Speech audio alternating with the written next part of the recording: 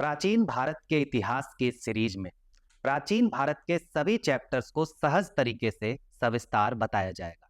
ये video civil सेवाओं के साथ साथ अन्य परीक्षाओं के लिए भी समान रूप से उपयोगी होंगी।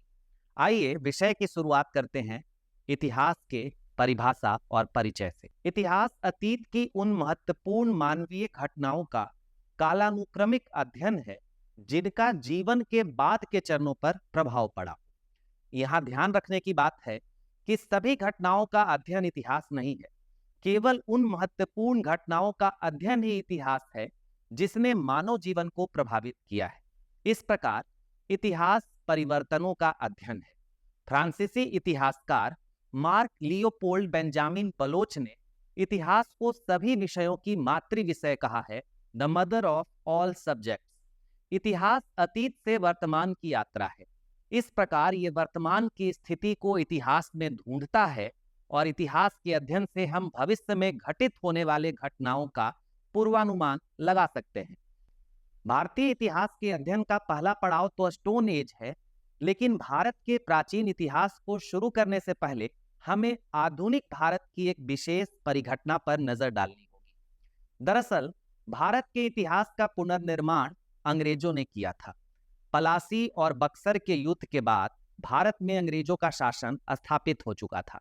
अंग्रेजों का भारत में राजनीतिक नियंत्रण की प्रक्रिया बंगाल से शुरू होती है। एक तरफ पूरे भारत में इनका प्रभाव बढ़ रहा था, वहीं दूसरी तरफ कंपनी के कुछ अधिकारियों की जिज्ञासा भारत के इतिहास को लेकर प्रबल हुई।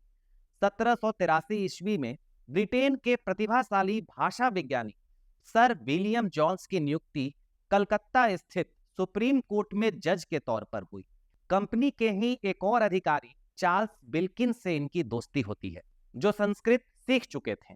विल्किंस और कुछ बंगाली पंडितों की सहायता से विलियम जोन्स भी संस्कृत सीखने लगे। एक समूह बन चुका था और इस समूह को एक व्यवस्थित संस्था बनाने के उद्देश्य से 1 जनवरी 1784 को एशियाटिक सोसाइटी ऑफ बंगाल की स्थापना की गई, जिसके अध्यक्ष हुए विलियम जोन्स। और यहीं से शुरू होता है इंडोलॉजी का सफर। इंडोलॉजी ज्ञान की एक शाखा के रूप में उभरा, जिसके तहत भारतीय उपमहाद्वीप और उसके लोगों, संस्कृति, भाषाओं और साहित्य का अकादमिक अध्ययन किया गया। नवंबर 1784 ईस्वी में भगवत गीता का अंग्रेजी में अनुवाद विल्किंस ने किया। विल्किंस ने ही 1787 ईस्वी में हितोपदेश का अनुवाद प्रकाशित कर दिया। 1789 ईस्वी में विलियम जोन्स ने कालिदास की रचना अभिज्ञान शकुंतलम का अंग्रेजी अनुवाद किया। इसके बाद जयदेव की गीत गोविंद और मनुस्मृति का भी अनुवाद किया गया। दूसरी तरफ फ्रांस के फारसी विद्वान आकेलिक धूपरो ने 4 उपनिषदों का अनुवाद उपनिषद के ईरानी संस्करण से किया। इंडोलॉजी का अध्ययन पश्चिमी दुनिया में जोर पकड़ने लगा और 1805 ईस्वी से संस्कृत की पढ़ाई इंग्लैंड के विश्वविद्यालय में होने लगी। इंग्लैंड के बाद इंडोलॉजी की लोकप्रियता फ्रांस, जर्मनी और रूस में भी फैलने लगी। जर्मन विद्वान मैक्स मुलर ने ऋग्वेद का अनुवाद किया। लेकिन यह ध्यान देने की बात है कि भारतीय इतिहास के पुनर्निर्माण का प्रारंभिक आधार साहित्यिक स्रोत था। साहित्यिक स्रोतों पर निर्भर इतिहास लेखन की कई सीमाएं होती हैं और इसके द्वारा स्थापित तथ्य दोषपूर्ण भी हो सकते हैं। धीरे धीरे पहले जनरेशन के इतिहासकारों ने पुरातत्व की ओर रुख किया। 1837 ईस्वी में जेम्स प्रिंसप ने अशोक के अभिलेखों में उल्लेखित ब्राह्मी लिपि को सफलतापूर्वक कूट कर लिया। 1831 ईस्वी में अलेक्जेंडर कनिंघम कंपनी के सैन्य सेवा में भारत आता है। 1862 ईस्वी में इन्हें आर्कियोलॉजिकल सर्वेयर के पद पर नियुक्त किया जाता है।